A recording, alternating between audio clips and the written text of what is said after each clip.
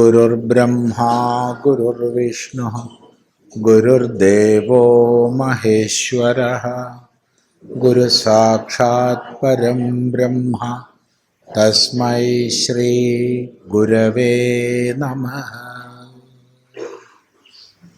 ഓം. അപ്പം ഇവിടെ അനാശ്രിത കർമ്മഫലം കാര്യം കർമ്മ കരോതി യഃ സ സന്യാസീ ച യോഗീ ച ന നിരഗ്നിർന ചാക്രിയഃ എന്നതിന് വാച്യാർത്ഥമെടുക്കരുത്. മറിച്ച് അത് കർമ്മഫലസന്യാസത്തെ, കർമ്മഫലത്യാഗത്തെ, കർമ്മഫലത്തെ ഈശ്വരനിൽ അർപ്പിച്ചുകൊണ്ട് പ്രവർത്തിക്കുന്നതിനെ സ്തുതിക്കാൻ വേണ്ടിയും അർജുനനെ പ്രേരിപ്പിക്കാൻ വേണ്ടിയും അതിൽ സന്യാസിത്വവും യോഗിത്വവും ഭഗവാൻ പറഞ്ഞിരിക്കുകയാണ്. അല്ലാതെ വാച്യാർത്ഥമെടുത്താൽ ദോഷമുണ്ട്. എന്താ വാച്യാർത്ഥമെടുത്താലുള്ള ദോഷം?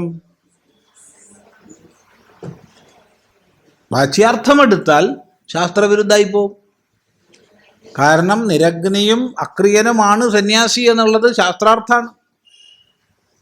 മാത്രമല്ല ഭഗവാൻ തന്നെ പല സന്ദർഭങ്ങളിൽ ഉപദേശിച്ചിട്ടുണ്ട്. അപ്പം ഭഗവാന്റെ ഉപദേശത്തിന് തന്നെ വിരുദ്ധമാകും. അത്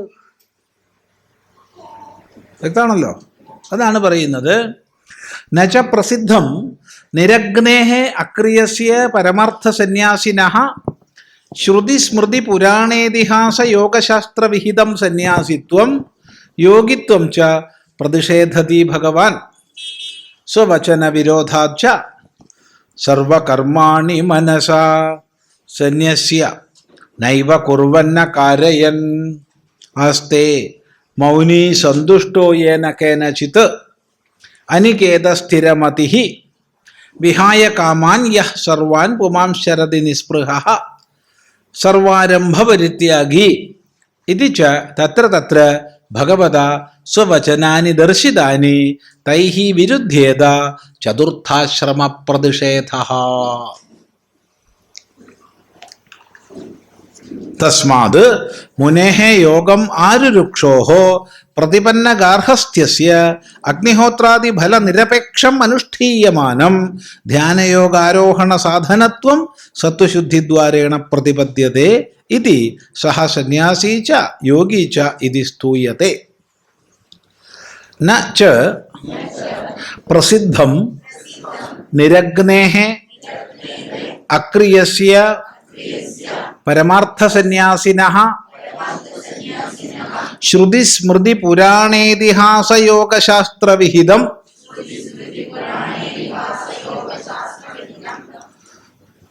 സന്യാസിത്വം യോഗിത്വം ച പ്രതിഷേധതി ഭഗവാൻ സ്വവചന വിരോധാത് ച സർവകർമാണി മനസാ സന്യസ്യ നൈവ കുർവന്ന കാരയൻ ആസ്തേ മൗനീ സന്തുഷ്ടോ യേന കേനചിത് അനികേത സ്ഥിരമതിഃ വിഹായ കാമാൻ യഃ സർവാൻ പുമാംശരതി നിസ്പൃഹഃ സർവാരംഭപരിത്യാഗി ഇതി ച തത്ര തത്ര ഭഗവതാ സ്വവചനാനി ദർശിതാനി തൈഹി വിരുദ്ധ്യേത ചതുർത്ഥാശ്രമ പ്രതിഷേധഃ. തസ്മാത് മുനേഃ യോഗം ആരുരുക്ഷോഃ പ്രതിപന്ന ഗാർഹസ്ഥ്യസ്യ അഗ്നിഹോത്രാദി ഫലനിരപേക്ഷം അനുഷ്ഠീയമാനം ധ്യാനയോഗാരോഹണ സാധനത്വം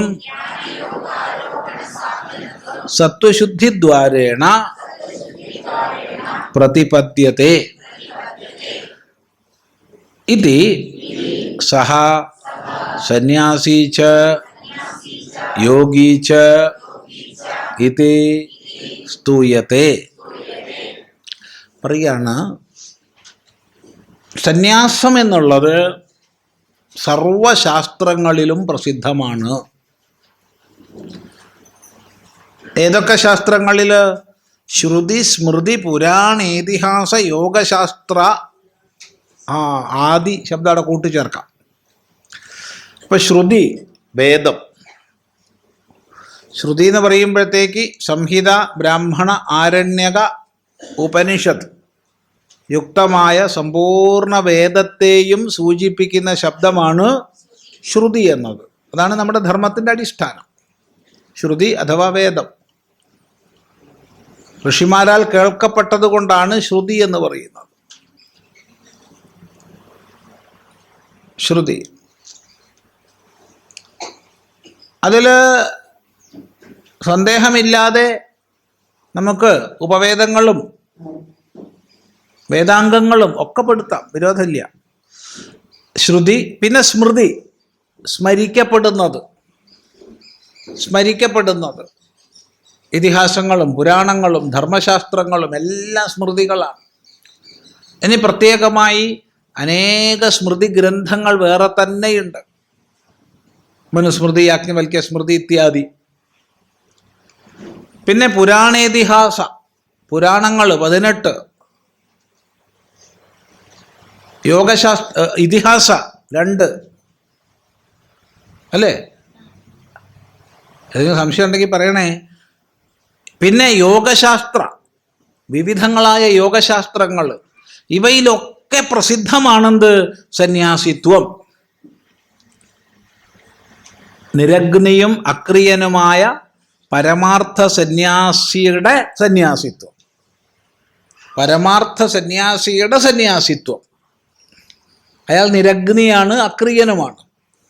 അയാൾ അഗ്നിക്രിയ ചെയ്യുന്നില്ല, അയാൾ മറ്റ് കർമ്മങ്ങളൊന്നും ചെയ്യുന്നില്ല. അപ്പൊ കർമ്മങ്ങളെ ഉപേക്ഷിച്ചിരിക്കുന്ന, അഗ്നിഹോത്രാദി കർമ്മങ്ങളെ ഉപേക്ഷിച്ചിരിക്കുന്ന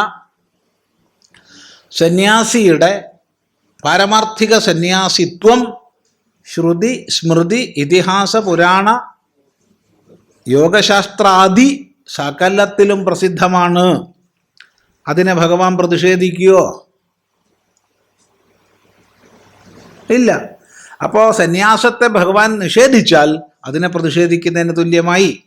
മാത്രമല്ല, സ്വവചന വിരോധാത്, സ്വന്തം വചനത്തിനും വിരോധമാകും.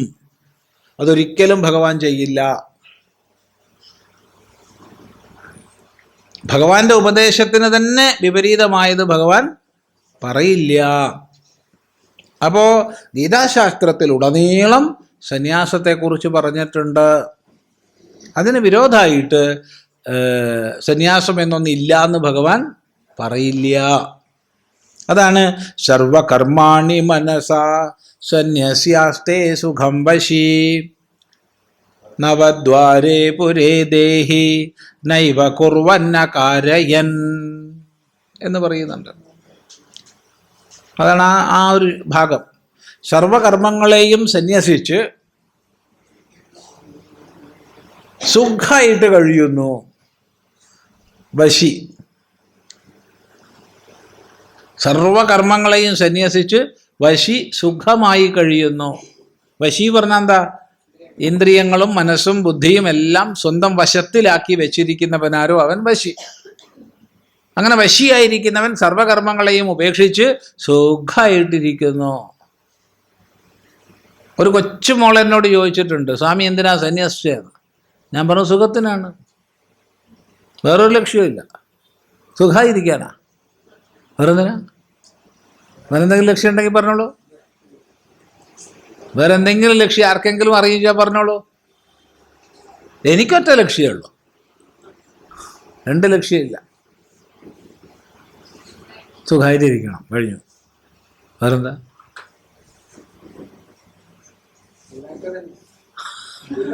ഓരോരുത്തർ വേണ്ടാതെ വിഡ്ഢിത്തൊക്കെ പറയുന്നേ.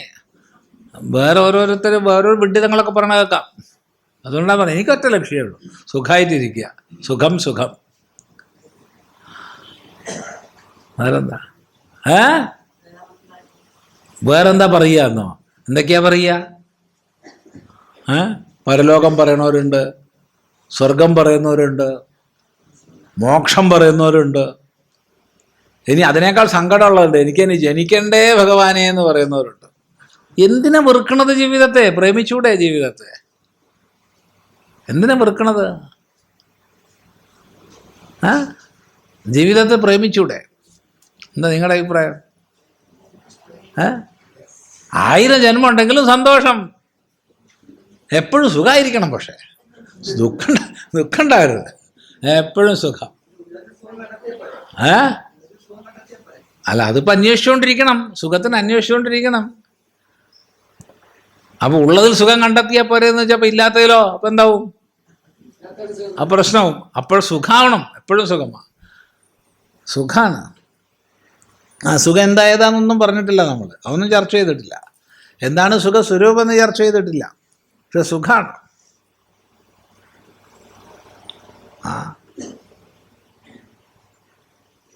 അപ്പോൾ സർവകർമ്മങ്ങളെയും മനസ്സുകൊണ്ട് സന്യസിച്ചിട്ട് ഈ അതും ഇതും അവിടെ ഇവിടെയും പിടിച്ചിരിക്കുന്നതുകൊണ്ടാണ് സുഖമില്ലാത്തത്. അതെൻ്റെത്, മറ്റോ അത് വേണ്ടത്, അപ്പുറത്ത് അത് വേണ്ടത്. ഈ എൻ്റെകളെ പിടിച്ച് എന്തായി? ആകെ കൂടി ആശാപാശങ്ങളെ കൊണ്ട് കെട്ടപ്പെട്ടിട്ട് മനുഷ്യന് എണീറ്റ് നിൽക്കാൻ വയ്യ. അതാണ്. അപ്പം പറയാണ്, സർവകർമ്മങ്ങളെയും ഉപേക്ഷിച്ച് സുഖമായിട്ടിരിക്കുന്നു. എവിടെ? 9 ദ്വാരങ്ങളുള്ള പട്ടണത്തിൽ, ഒന്നും ചെയ്യാതെ, ഒന്നും ചെയ്യിക്കാതെ. അപ്പൊ ചോദ്യം, എല്ലാരും 9 ദ്വാരങ്ങളുള്ള പട്ടണത്തിൽ തന്നെയല്ലേ ഇരിക്കുന്നത്? സന്യാസിയും അസന്യാസിയും ഒക്കെ അല്ല. അസന്യാസി ഈ പട്ടണമായിട്ടായിരിക്കണത്, സന്യാസി പട്ടണത്തിലായിരിക്കണത്. ഇതാണ് വ്യത്യാസം. ഒരാള് ദേഹോഹം, മറ്റേയാള് ദേഹേഹം, അത്രേ വ്യത്യാസമുള്ളൂ. ഈ ദേഹത്തിൽ ഞാനിരിക്കുന്നു, അതാണ് ഒരാളുടെ ഭാവന. മറ്റേയാൾ ഞാൻ ഈ ദേഹം തന്നെയാ. എന്നെ കണ്ടില്ലേ, ഞാൻ സ്വാമി ചിദാനന്ദപുരി, അത് ഇത്.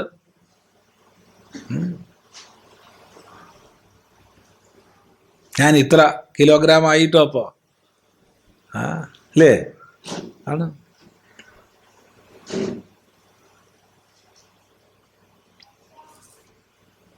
രണ്ട്, നൈവ കുറുവന്നക്കാരയൻ, ഒന്നും ചെയ്യണമില്ല, ഒന്നും ചെയ്യിപ്പിക്കണമില്ല, ആനന്ദമായിട്ട് കഴിയുകയാണ്. അത് സന്യാസമാണ്.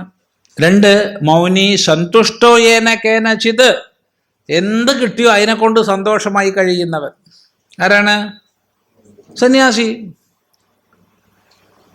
എന്തുണ്ട് അതിനെ കൊണ്ട് സന്തോഷമായി കഴിയുന്നവൻ.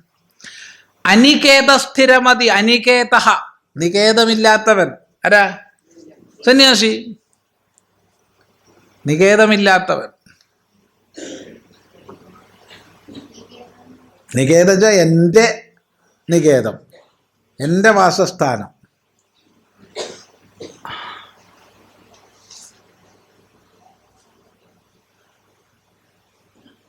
വിഹായ കാമാന്യ സർവാൻ പുമാം ശരതി നിസ്പൃഹ, സർവകാമങ്ങളെയും ഉപേക്ഷിച്ച് ആരാണോ നിസ്പൃഹനായിട്ട് ചരിക്കുന്നത് എന്നൊക്കെ ഭഗവാൻ തന്നെ സന്യാസത്തെക്കുറിച്ച് 100 കണക്കിന് സന്ദർഭങ്ങളിൽ പറയുന്നുണ്ട്. ഈ വാക്യങ്ങളെയൊക്കെ വിരോധിക്കും. എന്ത്? ചതുർത്ഥാശ്രമത്തെ ഭഗവാൻ പ്രതിഷേധിച്ചാൽ അപ്പണി ഭഗവാൻ ചെയ്യുകയില്ല. സ്വയം പറഞ്ഞതിന് വിരുദ്ധമായിട്ട് പറയില്ല. അതുകൊണ്ട് സന്യാസ പ്രതിഷേധം ഭഗവാൻ ചെയ്യില്ല. തസ്മാത്, അതുകൊണ്ട് യോഗം ആരുരുക്ഷോഹോ, യോഗത്തിലേക്ക് ആരോഹണം ചെയ്യാൻ ഇച്ഛിക്കുന്നവന്, പ്രതിപന്ന ഗാർഹസ്ഥ്യസ്യ, ഗൃഹസ്ഥാശ്രമത്തെ സ്വീകരിച്ചവന്, അഗ്നിഹോത്രാദി കർമ്മ, അഗ്നിഹോത്രാദി കർമ്മം ഫലനിരപേക്ഷം, ഫലകാമന ഇല്ലാതെ ഈശ്വരാർപ്പണ ഭാവത്തിൽ അനുഷ്ഠിക്കപ്പെടുന്ന അഗ്നിഹോത്രാദി കർമ്മം ധ്യാനയോഗ ആരോഹണ സാധനമായി തീരുന്നു. സൂക്ഷ്മമായ അന്തരംഗ സാധനയായ ധ്യാനയോഗത്തിലേക്ക് പ്രവേശിക്കാൻ സഹായിക്കുന്നു, വഴിയൊരുക്കുന്നു. എങ്ങനെ? സത്വശുദ്ധിദ്വാരേണ, അന്ധകരണത്തിൻ്റെ ശുദ്ധി നൽകിക്കൊണ്ട്. ഇങ്ങനെയാണ് അതിനെ മനസ്സിലാക്കേണ്ടത്. അങ്ങനെയാണ് ഭഗവാൻ സ്തുതിക്കുന്നത്. ഇപ്രകാരം അയാൾ സന്യാസിയുമാണ് യോഗിയുമാണ് എന്ന് സ്തുതിക്കുന്നു.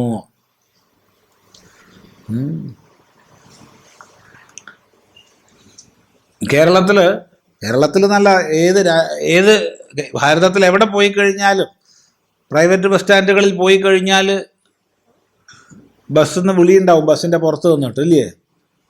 അല്ല, ഏറ്റവും ഗംഭീരമായിട്ട് കണ്ടിട്ടുള്ളത് കേട്ടിട്ടുള്ളത് തൃശ്ശൂരാണ്. തൃശ്ശൂർ സ്റ്റാൻഡിൽ പോയി നിന്ന് കഴിഞ്ഞാൽ അപ്പം അടി പൊട്ടീന്നായിരിക്കും. അതെ, അല്ലേ? നോക്കോളൂ, നമ്മൾ കേട്ടാൽ വിചാരിക്കും ഇപ്പം അടി പൊട്ടുന്നു. അവർ രണ്ടാളും കൈ കൊടുത്ത് സന്തോഷമായിട്ട് പോവുകയും ചെയ്യും, ഒരടിയും ഉണ്ടാവില്ല. പക്ഷെ കേൾക്കണത് ഇപ്പം അടിക്കും. കൊടുങ്ങല്ലൂർ. അതെ, കോഴിക്കോട് പോയി കഴിഞ്ഞാൽ കണ്ണൂർ, പാലക്കാട്, തൃശ്ശൂർ ഒക്കെ പറയും. എവിടെ? കോഴിക്കോട് തന്നെ. അതെങ്ങനെയാ കോഴിക്കോട് തൃശ്ശൂരാവുക? അപ്പോൾ ഒരു ബസ്സിൻ്റെ അടുത്താണ് പറയണത്. ആ ബസ് എങ്ങനെയാ തൃശ്ശൂരാവുക? അതൊരു സാധാരണ ഒരു ബസ്സിൻ്റെ ബോഡി ആയിട്ടുള്ള ട്രക്കാണത് പൊതുവെ. അപ്പോൾ ഇതിൽ കയറിയിരുന്നാൽ പ്രാരബ്ധം ഉണ്ടെങ്കിൽ തൃശ്ശൂരെത്താം, അല്ലേ? അല്ലെങ്കിൽ ഇത് കയറിയിരുന്നാൽ പ്രാരബ്ധം ഉണ്ടെങ്കിൽ കണ്ണൂരെത്താം എന്നാണ് അതിൻ്റെ അർത്ഥം. അങ്ങനെയല്ലേ? അല്ല വേറെ വല്ല അർത്ഥമുണ്ടോ? വേറൊരു അർത്ഥമില്ല. അല്ലാണ്ട് അത് കണ്ണൂരാന്ന് അർത്ഥമില്ല. അതെങ്ങനെയാ കണ്ണൂരാവുക? അത് ബസ്സല്ലേ? അപ്പം ഇത് കണ്ണൂരേക്ക് പോകുന്ന ബസ്സാണ് എന്ന് കണ്ണൂർ എന്ന് പറയുന്നു. ഇതുപോലെ പാരമാർത്ഥിക സന്യാസത്തിലേക്ക് ചിത്തശുദ്ധി ദ്വാര നയിക്കുന്നത് കൊണ്ട് കർമ്മയോഗത്തെ സന്യാസം എന്ന് പറയുന്നു. ഇതാണ് ശരി.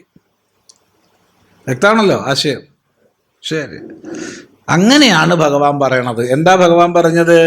ശ്രീ ഭഗവാനുവാച അനാശ്രിത കർമ്മഫലം കാര്യം കർമ്മ കരോതി യഃ സന്യാസീ ച യോഗീ ച ന നിരഗ്നിർന ചാക്രിയഃ. ശ്രീ ഭഗവാനുവാച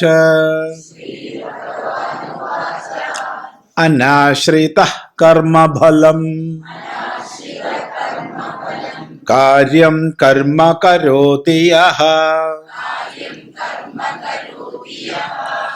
സന്യാസീ ച യോഗീ ച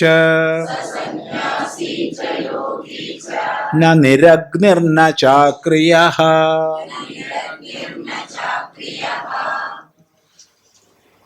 അനാശ്രിതഃ കർമ്മഫലം കാര്യം കർമ്മ കരോതി യഃ സഹ സന്യാസി ച യോഗി ച ന നിരഗ്നിഃ ന ച അക്രിയഃ.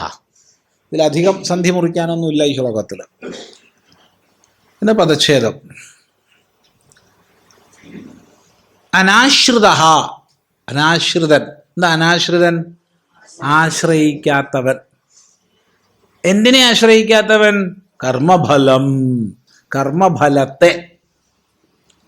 കർമ്മഫലത്തെ ആശ്രയിക്കാത്തവൻ. യഹ, യാതൊരാൾ. ഇപ്പൊ സാമാന്യമായിട്ട് ഒരാൾ കർമ്മം ചെയ്യുന്നത് കർമ്മഫലത്തെ ആശ്രയിച്ചിട്ടാണ്. സാമാന്യമായിട്ട് എന്ത് ചെയ്യുകയാണെങ്കിലും ഇതുകൊണ്ട് എന്താ കിട്ടുക എന്നാലോചിക്കും. എന്താണ് ഇതിൻ്റെ ഫലം? ഇതിൻ്റെ ഫലം എന്താണെന്ന് ആലോചിച്ചിട്ട് മാത്രം ആരും ചെയ്യാറില്ല. ആ ഫലത്തെ നമ്മൾ ആഗ്രഹിക്കുന്നുണ്ടെങ്കിലേ ചെയ്യുള്ളൂ, അല്ലേ? അതെ. ഒന്ന്, അതിൻ്റെ ഫലം എന്താണെന്ന് ആലോചിക്കും. രണ്ട്, ആ ഫലത്തെ നമ്മൾ ആഗ്രഹിക്കുന്നുണ്ടെങ്കിൽ നമ്മളത് ചെയ്യും. കിട്ടാൻ വേണ്ടിയാണ് ചെയ്യുന്നത് എല്ലാവരും. അതാണ് സാമാന്യ നിയമം. എന്നാൽ ആ സാമാന്യ നിയമത്തിനപ്പുറത്ത് ആരാണോ കർമ്മഫലത്തെ ആശ്രയിക്കാതെ കാര്യം കർമ്മ കരോതി, കാര്യമായ കർമ്മത്തെ ചെയ്യുന്നത്, കാര്യം എന്ന് പറഞ്ഞാൽ ചെയ്യേണ്ടത്, കർത്തവ്യം. പലപ്പോഴും മലയാളി ഭാഷയിൽ തെറ്റുവരുത്തുന്ന ഒരു പ്രയോഗം ഇല്ലേ? മലയാളി ഭാഷയിൽ വലിയ തെറ്റ് വരുത്തുന്ന ഒരു പ്രയോഗം അത്. ഞാനവിടെ പോകാൻ എന്താ കാര്യം എന്നറിയോന്ന്? ഞാനവിടെ പോകാൻ എന്താ കാരണം എന്നാ പറയണ്ടേ, കാര്യമല്ല. ഞാനവിടെ പോയതിൻ്റെ കാര്യം, അത് ശരിയാ. പോയത് കൊണ്ടുണ്ടായത് കാര്യം, പോവാനുള്ളതോ കാരണമാണ്, കാര്യമല്ല. പക്ഷെ പലപ്പോഴും ഈ കാര്യം കാരണം എന്നിവയെ നമ്മൾ തെറ്റിച്ചു പറയാറുണ്ട്. ശുദ്ധമായിട്ട് സംസാരിക്കണം, വാക്കുകൾ തെറ്റിക്കരുത്, പദങ്ങൾ തെറ്റിക്കരുത്, ഭാഷ എപ്പോഴും ശുദ്ധമാവണം.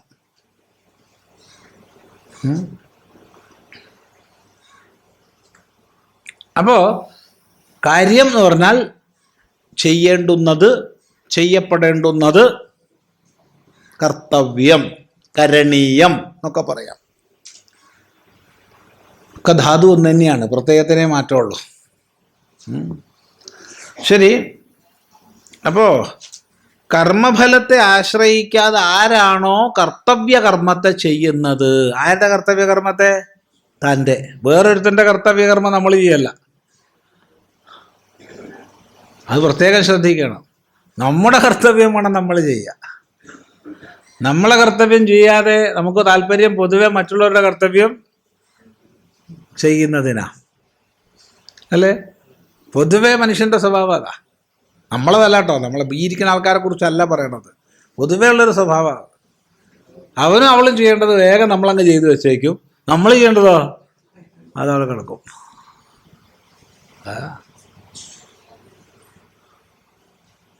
അതല്ല. അപ്പൊ കർത്തവ്യത്തെ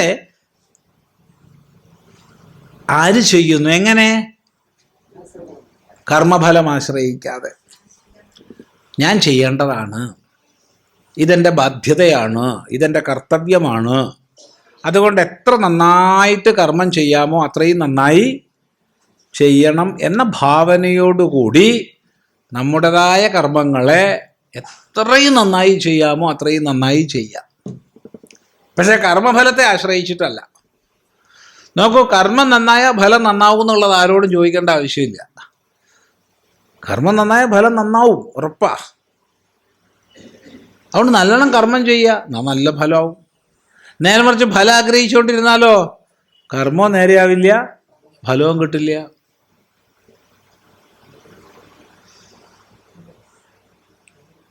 കാരണം നമുക്ക് കർമ്മത്തിലേ നമുക്ക് അധികാരമുള്ളൂ, പരിമിതമായിട്ട്.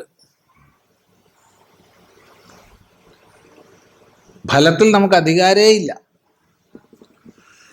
കർമ്മത്തിൽ നമുക്കുള്ള അധികാരവും പരിമിതമാണ്.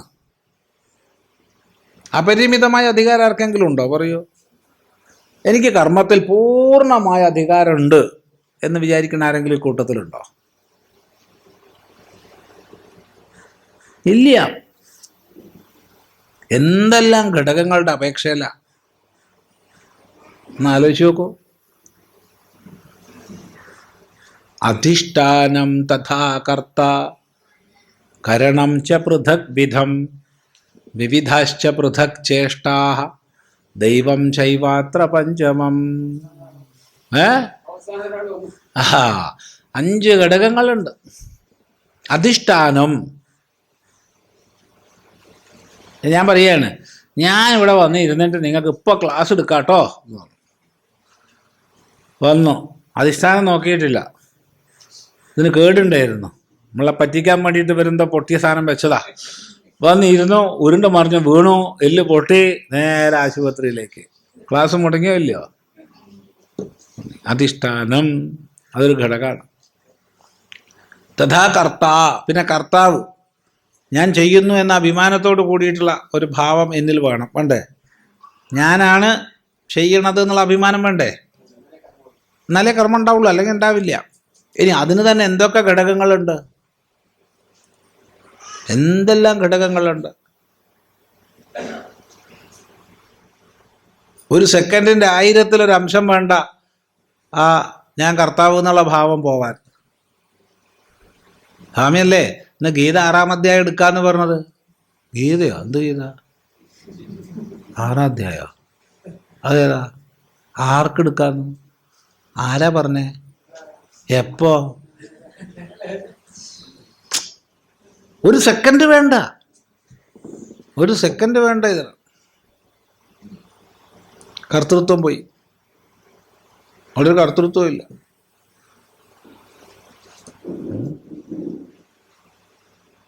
ഒരു മുത്തശ്ശി പറഞ്ഞു, എൻ്റെ അമ്മ ഇപ്പം എന്നെ നല്ലോണം നോക്കുന്നു. ആരെ കൊണ്ടാണെന്നറിയോ? മോളെ കൊണ്ട്. അതെ, എന്നോട് ഞാൻ പറയും, വേണ്ട മോള്, അമ്മ അപ്പം വരും, പേടിയാണ്. ഇത് മോളാണ്. അപ്പം എന്തെല്ലാം ഘടകങ്ങളാ കർത്താവ് എന്നുള്ളതിന്. കർത്താവിന് അറിവ് വേണം. ഞാൻ വലിയ കേമോദ്രത്തിൽ വന്നു. ഒരാൾ പറഞ്ഞു, നമ്മളങ്ങനെ ഒരു സ്വാമിയാരോട് വേറൊരാൾ ചോദിച്ചു, അല്ല സ്വാമിക്ക് മെതിയടി ഇടാൻ അറിയുമെന്ന് ചോദിച്ചു. മെതിയടി ഇടാൻ അറിയോ? പിന്നെ ഞാൻ മെതിയടി ഇട്ട് ഒറ്റപ്പാലത്ത് കൂടെ നടക്കും. മെതിയടി ഇട്ട് ഒറ്റപ്പാലത്ത് കൂടെ നടക്കുന്നു. എന്നാ പിന്നെ ഇതാണ് ഇട്ടോളൂ. അയ്യോ അത് സ്വാമിജി ഉപയോഗിക്കണതല്ലേ, അത് ഞാൻ ഇടാൻ പാടില്ല, അത് ഞാൻ കാല് ചവിട്ടിയ പാപാണ്. ഞാൻ ഉടനെ ഇടപെട്ടു. ഞാൻ പറഞ്ഞു, ഒരു പാപമില്ല, നമ്മൾ രണ്ടും ഒന്നല്ലേ, നിങ്ങളൊന്ന് ഇട്ട് നടന്നോളൂ എന്ന്. അങ്ങോട്ട് അഴിച്ചു കൊടുത്തു. മറ്റേ അയ്യോ സ്വാമിജി ചവിട്ടണത് ഞാൻ ചവിട്ടാൻ പാടില്ല, മഹാപാപാണ്. ഉടനെ മറ്റേ ആൾ കുറച്ച് ഗൗരവമാക്കി, നിങ്ങളല്ലേ ചവിട്ടാന്ന് പറഞ്ഞത്, ചവിട്ടിക്കോളൂ, നടക്കുക, സ്വാമി പറഞ്ഞില്ലേ ചവിട്ടിക്കോളൂ എന്ന്. ഈ പാവട്ടു 2 സ്റ്റെപ്പ് നടന്നിട്ടേ ഉള്ളൂ. ഒന്നയാളെ തലയെ കൂടെ തന്നെ തെറിച്ചിട്ട് വേറെ എങ്ങോട്ടോ പോയി, എന്നിട്ട് അയാൾ ഉരുണ്ട് മറിഞ്ഞു വീണു.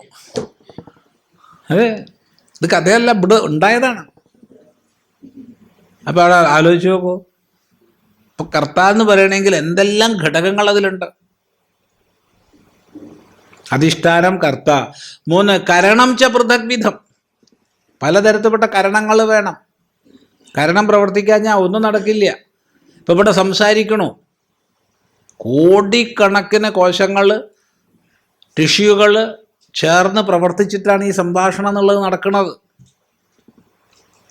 അങ്ങനെ നമുക്ക് കോശങ്ങളുടെ, സെല്ലുകളുടെ, ടിഷ്യൂകളുടെ പ്രവർത്തനം കൊണ്ട് വ്യാഖ്യാനിക്കാൻ കഴിയുക കേവലം ബാഹ്യമായ പ്രവർത്തനം മാത്രമാണ്. എന്ന അർത്ഥവത്തായിട്ട് എങ്ങനെയാ വാക്ക് വരുന്നത് അതിലേക്ക്? പരാപശ്യന്തി മധ്യമ വൈഖരി രൂപത്തിൽ. ആ പരയെക്കുറിച്ച് വല്ലതും ആർക്കെങ്കിലും അറിയോ? എന്ന് ആലോചിച്ച് നോക്കൂ, എത്ര സങ്കീർണ. അപ്പം വിവിധ കരണങ്ങളുടെ പ്രവർത്തനം 3. അപ്പോൾ അധിഷ്ഠാനം, തഥാകർത്ത, കരണം. 4 വിവിധാശ്ച പൃഥക് ചേഷ്ടാഹ. പൃഥക്കായ ചേഷ്ടകൾ വരണം, ഓരോ പണിക്ക് യോജിച്ച ചേഷ്ടകൾ വരണം. ചേഷ്ട മാറിയാ പോയി, ചേഷ്ട തെറ്റിയാ പോയി, ചേഷ്ട വന്നില്ലെങ്കിൽ പോയി. ഇല്ലേ? ചേഷ്ട തെറ്റിയാ പോയില്ലേ? എന്താ അഭിപ്രായം? അതെ, കഴിഞ്ഞ ദിവസം ഞാനൊരു പഴം തോല് പൊളിച്ച് പഴാട് വലിച്ചു തരുന്നു, തോല് കഴിക്കാൻ നോക്കുക. എന്താപ്പോൾ ചെയ്യുക? അപ്പം ചേഷ്ട ഉണ്ടായില്ലേ? ചേഷ്ട ഉണ്ടായി, പക്ഷെ അത് തെറ്റിപ്പോയി. തോല് പൊളിച്ചിട്ട് പഴം തോല് കഴിക്കാൻ പോവാ, മറ്റേ വലിച്ചു എറിഞ്ഞു. എന്താ സ്വാമി ഇങ്ങനെയൊക്കെ പറ്റിയാലോ? ഇതൊക്കെ എല്ലാവർക്കും പറ്റുന്നേ.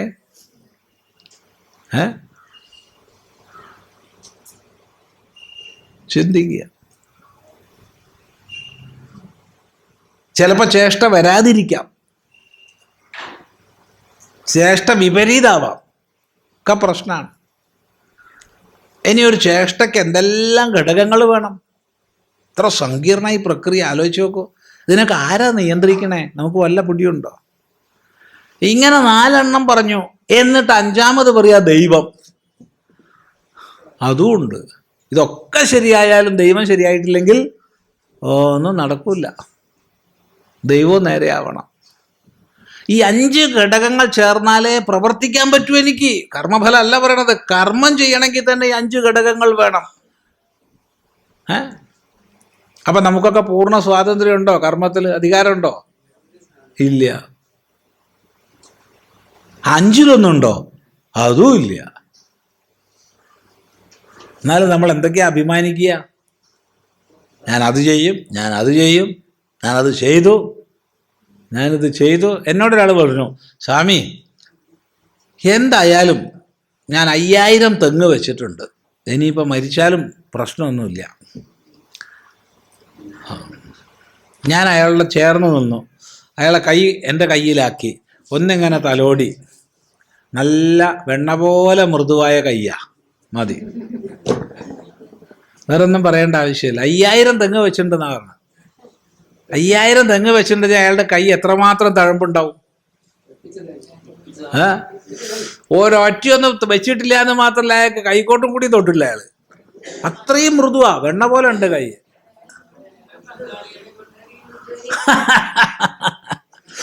അതാണ് സ്ഥിതി, അതാണ് സ്ഥിതി.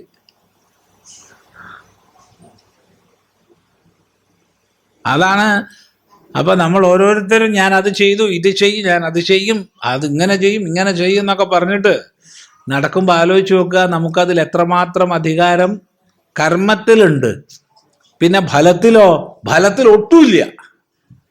ഫലം സ്വാഭാവികമായി വന്നു ചേരുന്നതാ, ഫലത്തിൽ നമുക്ക് അധികാരമേ ഇല്ല.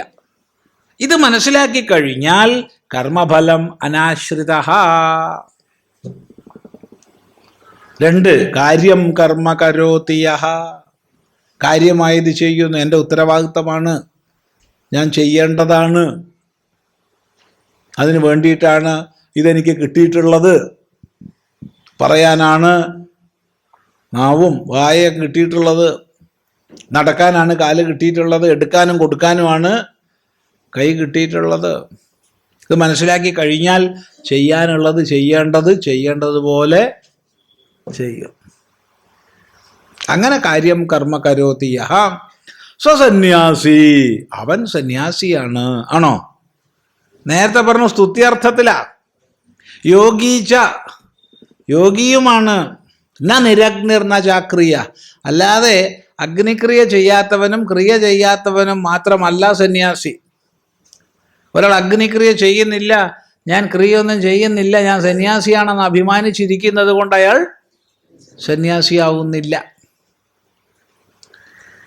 ഞാൻ സന്യാസിയാണെന്ന അഭിമാനം തന്നെ അയാളെ സന്യാസി അല്ലാതാക്കുന്നു, അല്ലേ? ഞാൻ സന്യാസിയാണെന്ന അഭിമാനം തന്നെ അയാളെ സന്യാസി അല്ലാതാക്കുന്നു. ഇതാണ് സത്യം.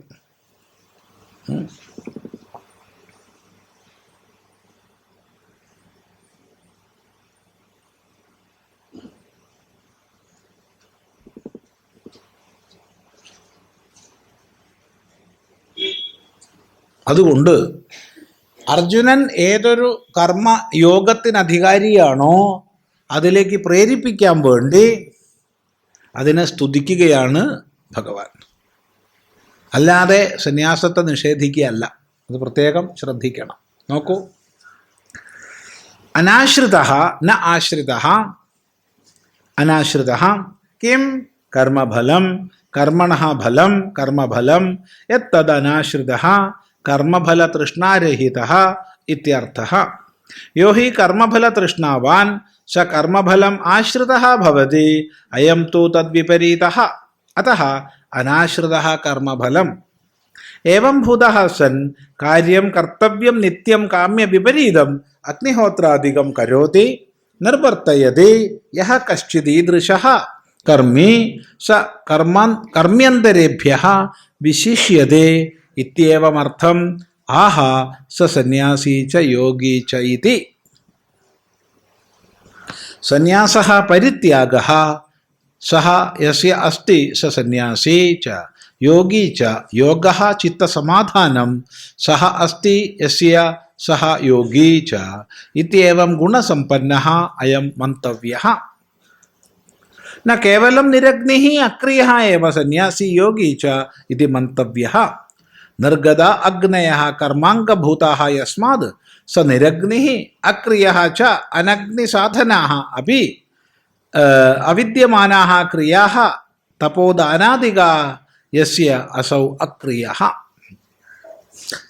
അനാശ്രിതഃ ന ആശ്രിതഃ അനാശ്രിതഃ കിം കർമ്മഫലം കർമ്മണഃ ഫലം കർമ്മഫലം യത് തത് അനാശ്രിതഃ കർമ്മഫലതൃഷ്ണാരഹിതഃ ഇത്യർത്ഥഃ. യോ ഹി കർമ്മഫലതൃഷ്ണാവാൻ സഹ കർമ്മഫലം ആശ്രിതഃ ഭവതി അയം തു തദ്വിപരീതഃ അതഃ അനാശ്രിതഃ കർമ്മഫലം. ആരൊക്കെയോ കർമ്മഫലം എന്ന് പറയുന്നുണ്ട്, ആരൊക്കെയാണെന്നറിയില്ല. ഒന്നായിട്ട് പറയുമ്പോൾ നമുക്ക് മനസ്സിലാവില്ല ആരാന്ന്. കുറേ പേര് പറയുന്നുണ്ട്, അതിൽ മികച്ചു നിൽക്കുന്നത് സ്ത്രീ ശബ്ദമാണ്. ആരാന്നറിയില്ല. കർമ്മഫലം, ഫലം ഇല്ല. A B C D E F അങ്ങനെ ഉണ്ട്, ഇംഗ്ലീഷിലുണ്ട്, സംസ്കൃതത്തിലില്ല. പ ഫ ബ ഭ. അത് ആർക്കെങ്കിലും രണ്ടാമത്തെയോ നാലാമത്തെയോ വർണ്ണത്തെക്കുറിച്ച് സംശയം വന്നാൽ എളുപ്പ പ്രയോഗമുണ്ട്. ഒന്നാമത്തെ അഥവാ മൂന്നാമത്തെ വർണ്ണത്തിൽ നിന്ന് അകാരത്തെ കുറച്ച് ഹകാരത്തെ കൂട്ടിയാൽ മതി. അകാരത്തെ കുറച്ച് ഹകാരം കൂട്ടിയാൽ രണ്ടാമത്തെ നാലാമത്തെയും കിട്ടും. ചീട്ട് തീപ്പ് അങ്ങനെ വെച്ചിട്ട് ചെയ്താൽ കേമായി അല്ലേ. ക ഖ ഗ ഘ ച ഛ ജ ഝ.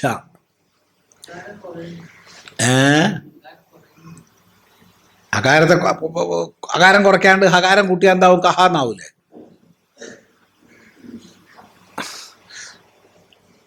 ട ഠ ഡ ഢ ത ഥ ദ ധ പ ഫ ബ ഭ. അങ്ങനെ ശുദ്ധമായി തന്നെ ഉച്ചരിച്ച് ശീലിക്കണം.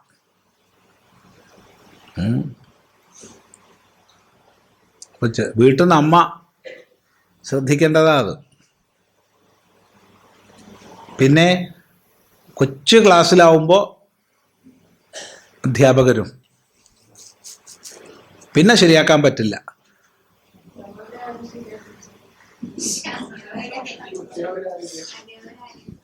വലുതായി കഴിഞ്ഞാൽ ഉച്ചാരണം ശരിയാക്കാൻ വിഷമ, കുറച്ചു പോകും, വലിയ പ്രയാസമാണ്. പിന്നെ നല്ല പണ്ട് കാലത്ത് ശിക്ഷ എന്നൊക്കെ പറയില്ലേ, അതാണ് ശിക്ഷ. എന്താണ്? പൂഴി വെച്ച് തൊടേമൽ അൽപ്പട്ട് എന്ന് തിരുമ്മിയ ശരിക്ക് ഖ ഘ ഒക്കെ വരും. എന്ത് നല്ലോണം വരും. അതാ പൂഴി മണലെടുത്ത് തൊടേമൽ വെച്ചിട്ടുള്ള തിരുമ്മലാണ്. അപ്പോൾ ശരിക്ക് വന്നോളൂ. ശരി, അപ്പോൾ പറഞ്ഞത് ഫായല്ല ഫായാണ്. അനാശ്രിത, ആശ്രയിക്കാത്തവൻ. എന്തിനെ ആശ്രയിക്കാത്തവൻ? കർമ്മഫലത്തെ. കർമ്മഫലം, കർമ്മത്തിൻ്റെ ഫലം. കർമ്മണഃ ഫലം കർമ്മഫലം. കർമ്മത്തിന് എന്തായാലും ഫലമുണ്ട്. കർമ്മാണോ ഫലമുണ്ട്. ഫലമുള്ളതേ കർമ്മാവുള്ളൂ.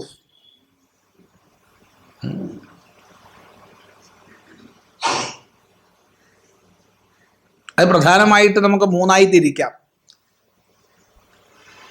പുണ്യം, പാപം, മിശ്രം. നമ്മുടെ അന്ധകരണത്തെ കൂടുതൽ കൂടുതൽ മലീമസമാക്കുന്നതാണ് പാപം. അന്ധകരണത്തെ കൂടുതൽ കൂടുതൽ ശുദ്ധമാക്കുന്നത് പുണ്യം. പിന്നെ രണ്ടിൻ്റെയും ഭാവങ്ങൾ ചേർന്നത് മിശ്രം. പൊതുവെ അധിക കർമ്മങ്ങളും മിശ്രമായിരിക്കും അല്ലേ. പൊതുവെ നമ്മൾ ലോകത്തിൽ ചെയ്യുന്ന അധികവും മിശ്രമായിരിക്കും. പാപികളാണ് പൊതുവെ പാപകർമ്മം ചെയ്ത് കൂട്ടുന്നത്. പുണ്യവാന്മാർ പുണ്യവും ചെയ്ത് കൂട്ടും. സാമാന്യ ജനങ്ങൾ എപ്പോഴും മിശ്രകർമ്മമാണ് കൂടുതൽ ചെയ്യുക. അതെ. ഈ കർമ്മഫലത്തെ ആശ്രയിക്കാതെ ഞാൻ ചെയ്യേണ്ടത് ഞാൻ ചെയ്യുന്നു. എനിക്ക് അധികാരം കർമ്മത്തിൽ മാത്രമാണ്, ഫലത്തിൽ എനിക്ക് അധികാരമില്ല.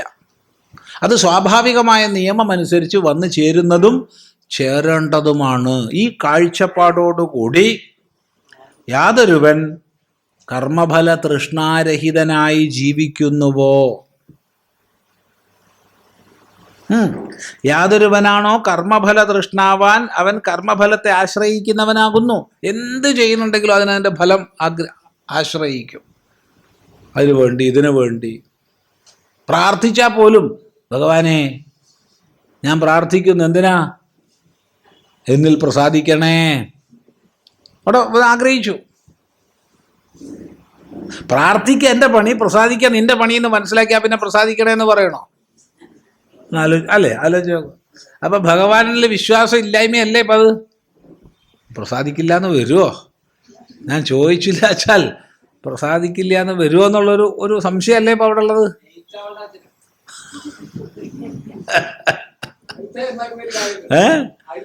അതെ. അപ്പൊ ചോദിച്ചപ്പോ വേഗമായിട്ട് തരുമല്ലേ.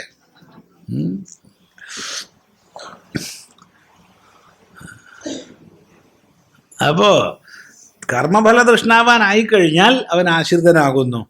ഇയാൾ അതിന് വിപരീതമാണ്. അതുകൊണ്ട് അനാശ്രിത, ഒന്നും ആശ്രയിക്കാൻ പോണില്ല, ചെയ്യാനുള്ളത് ചെയ്യുന്നു.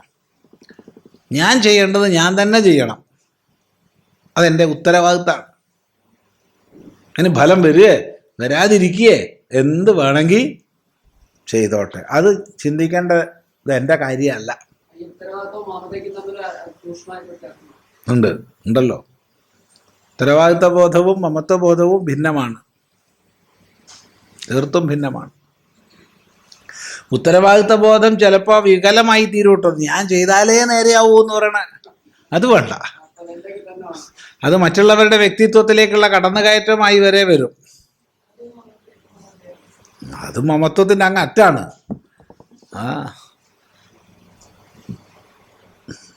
നാളൊരു മറിമായം കണ്ടിരുന്നു. അങ്ങനെ ഞാൻ ചെയ്താലേ നേരെയാവൂ എന്ന് വിചാരിച്ചിട്ട് നിങ്ങൾ എത്ര പേര് കണ്ടു എന്നറിയില്ല. ഉരുണ്ട് മറിഞ്ഞ് വീണ് സത്തുപോയി. എന്നിട്ട് അവിടെ എത്തി. അവിടുന്ന് ഇയാൾ ആകെ വ്യാകുലനായിരിക്കുക. എന്നാൽ അവിടെ എത്തിയാലെങ്കിലും സന്തോഷിക്കണ്ടേ? അവിടെ എത്തിയിട്ട് എന്താ ഞാൻ പാടില്ല, ഞാൻ എങ്ങനെയാ ശരിയാവുക, ഇത് ഞാൻ ചെയ്താലല്ലേ ശരിയാവൂ എന്ന് സങ്കടം. അവിടെ പോയിട്ടും നോക്കണേ, സ്വർഗത്ത് പോയിട്ടും ദുഃഖം. അതാണ് മമത്വത്തിൻ്റെ ഒരു സ്വഭാവം. അപ്പോൾ അനാശ്രിത കർമ്മഫലം കാര്യം കർമ്മ കരോതിയഃ. ബാക്കി തുടർന്ന് പഠിക്കാം. ഓം ഗുരുർബ്രഹ്മാ ഗുരുർവിഷ്ണു ഗുരുർദേവോ മഹേശ്വരഃ ഗുരുസാക്ഷാത് പരം ബ്രഹ്മ തസ്മൈ ശ്രീ ഗുരവേ നമഃ.